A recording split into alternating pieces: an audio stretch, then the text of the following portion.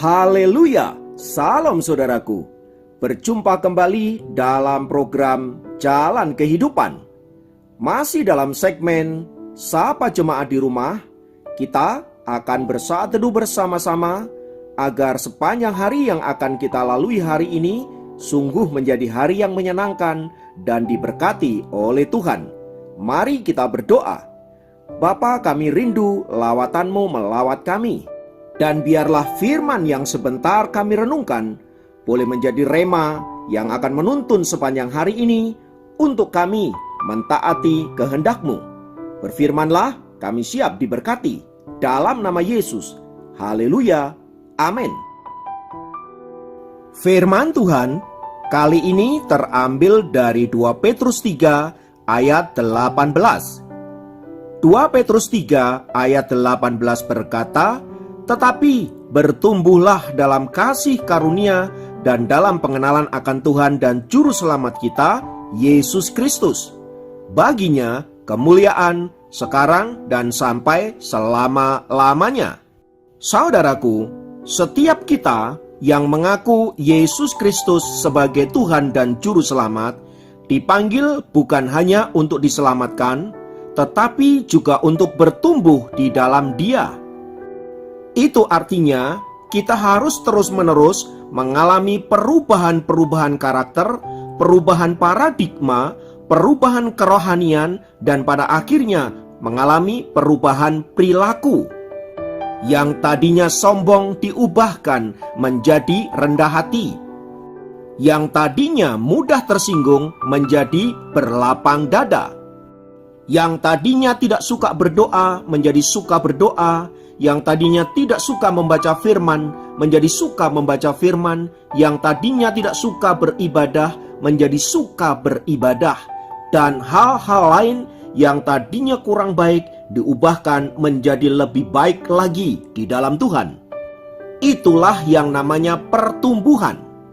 Sebaliknya, bila hidup kita dari waktu ke waktu tetap sama, yang tadinya sombong tetap sombong, yang tadinya selalu berpikiran negatif tetap negatif, yang tadinya orang yang sensitif tetap sensitif, yang tadinya pelit tetap pelit, yang tadinya tidak suka berdoa tetap tidak suka berdoa, dan lain sebagainya, itu menandakan bahwa kita tidak mengalami pertumbuhan.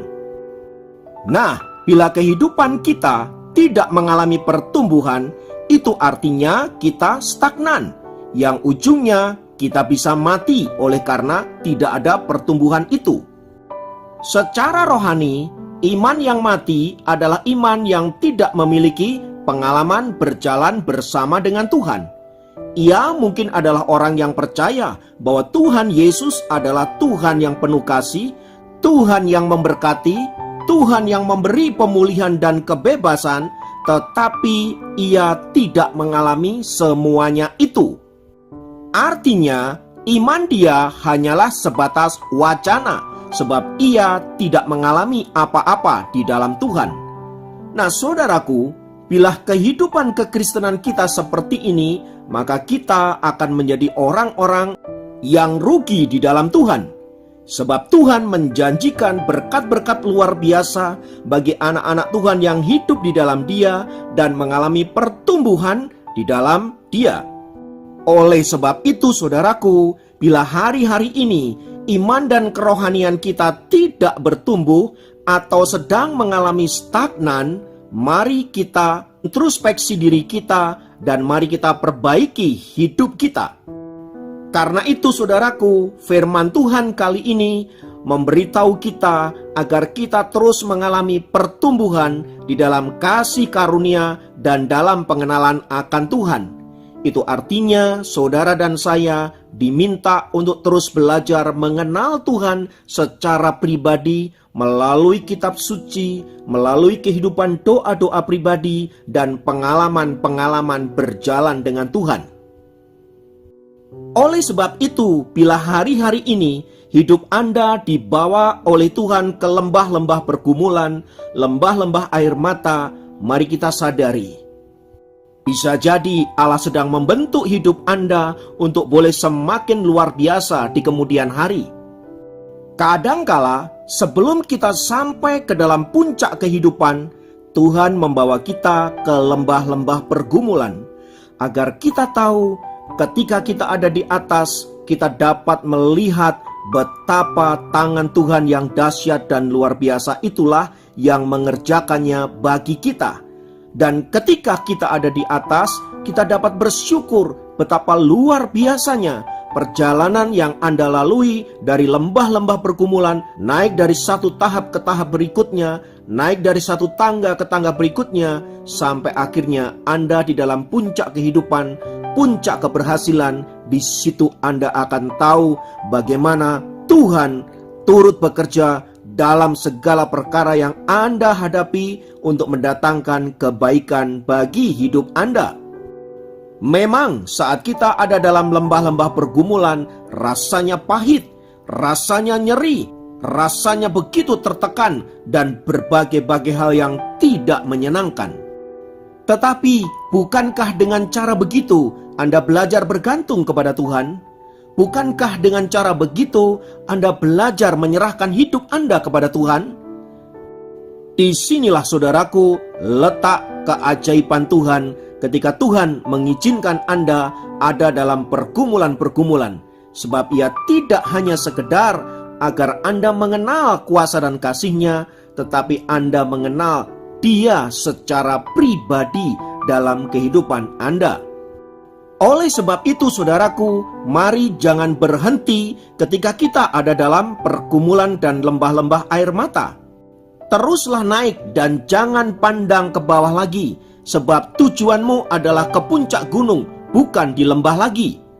Kalaupun ada badai dan kalaupun ada angin kencang, abaikan itu, sebab bukan angin itu yang membawamu naik ke atas. Tetapi apa? Tetapi langkah-langkahmu lah, dirimu sendirilah yang akan membawamu naik ke atas.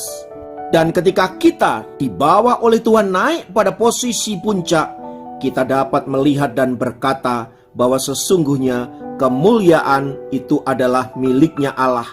Kita tidak akan dapat melewati semua tantangan, semua keadaan, dan semua pergumulan tanpa campur tangannya. Karena itu saudaraku, mari rendahkanlah dirimu di bawah tangan Tuhan yang kuat, supaya Ia meninggikan kita pada waktunya, dan supaya olehnya kita senantiasa mempermuliakan Tuhan. Jadi saudaraku, kita tidak perlu ngotot kalau memang belum waktunya Tuhan. Kita juga tidak perlu memaksa-maksa Tuhan untuk membawa kita naik ke level yang lebih tinggi bila memang belum bagian kita. Supaya jangan kita kemudian menjadi jatuh karena pencapaian-pencapaian yang telah kita raih. Seperti yang dialami oleh Mary Beth Brown, asisten pribadi orang paling kaya di dunia, Elon Musk. Mary Beth Brown telah bekerja 12 tahun untuk Elon Musk. Dia adalah seorang karyawan yang sangat loyal terhadap majikannya. Dan setelah 12 tahun bekerja, ia merasa bahwa ia cukup punya alasan untuk minta naik gaji. Maka ia datang kepada Elon Musk dan meminta gajinya dinaikkan. Elon Musk menjawab, "Oke, baiklah. Aku akan memberi waktu kepadamu 2 minggu untuk liburan, dan setelah itu saya akan memikirkan apakah aku akan menaikkan gajimu atau tidak." Namun setelah 2 minggu itu, Elon Musk merasa bahwa tidak ada sesuatu yang berubah dari apa yang dikerjakan oleh asistennya itu. Artinya, ada dia atau tidak ada dia, pekerjaan di kantor, pekerjaan di rumah, dan pekerjaan-pekerjaan yang lainnya semua berjalan dengan baik. Elon Musk akhirnya membuat kesimpulan bahwa tanpa asistennya pun semua akan baik-baik saja. Atas pertimbangan itu saudaraku, alih-alih Elon Musk menaikkan gaji asistennya itu, melainkan memecatnya. Tindakan ini oleh sebagian orang dianggap arogan, tetapi Elon Musk sebagai seorang pebisnis, dia merasa bahwa bila kehadiran seorang karyawan tidak menaikkan benefit bagi dirinya atau perusahaannya, maka ia tidak perlu ada di situ. Dalam konteks ini, keputusan Elon Musk memecat asisten itu adalah tepat, sebab kehadirannya di dalam perusahaan itu tidak memberi dampak apa-apa. Sementara bagi Mary Beth Brown, ini merupakan pelajaran yang berharga. Bila belum waktunya naik level, mau diupayakan sebagaimanapun, tidak akan pernah tercapai. Yang terjadi justru dia menjadi turun level. Mary Beth Brown juga harus belajar untuk senantiasa menaikkan level dirinya sebelum ia ingin ditempatkan pada posisi yang baik oleh atasannya. Belajar dari hal-hal tersebut di atas, saudaraku, mari di dalam Tuhan kita senantiasa untuk terus mengalami pertumbuhan, pengenalan akan Tuhan, supaya pada akhirnya kita dibawa naik ke level-level yang Tuhan telah siapkan di hadapan kita. Anda tidak perlu meminta-minta naik level. Kalau memang kinerja Anda adalah kinerja yang berkelas, level itu pasti dinaikkan oleh Tuhan. Tuhan kiranya memberkati. Mari kita berdoa. Kami bersyukur untuk kebenaran firman-Mu, menolong kami untuk terus bertumbuh di dalam Engkau. Bertumbuh di dalam pengenalan secara pribadi melalui firman, melalui doa, dan melalui pengalaman-pengalaman iman berjalan dengan Engkau. Kiranya kami dikuatkan oleh Roh Kudus, supaya kami boleh melihat hal-hal baik yang Tuhan sediakan bagi kami. Berkat Tuhan mengalir atas semua orang yang mendengarkan program ini. Tuhan menolong mereka agar mereka terus melekat kepada Allah dan senantiasa bertumbuh di dalam Dia, supaya pada akhirnya mereka menjadi pribadi-pribadi yang berkemenangan di dalam Tuhan. Terima kasih Bapa, kiranya berkat-Mu atas kami semua. Dalam nama Yesus kami berdoa dan bersyukur kepadamu. Haleluya. Amin. Demikian program Sapa Jemaat kali ini. Sampai jumpa dalam program Sapa Jemaat yang lain. Tuhan Yesus memberkati.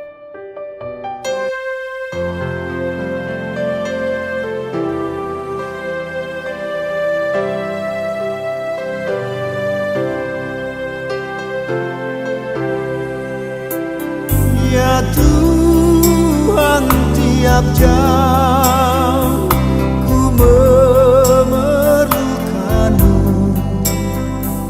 Engkaulah yang memberi sejahtera penuh. Setiap jam ya Tuhan, Dikau ku perlukan.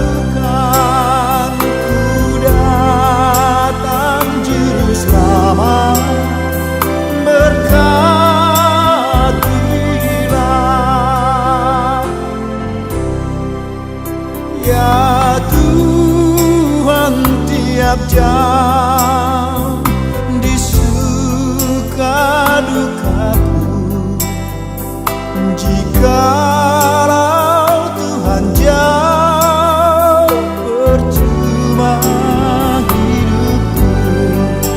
Setiap jam ya Tuhan, Dikau ku perlukan.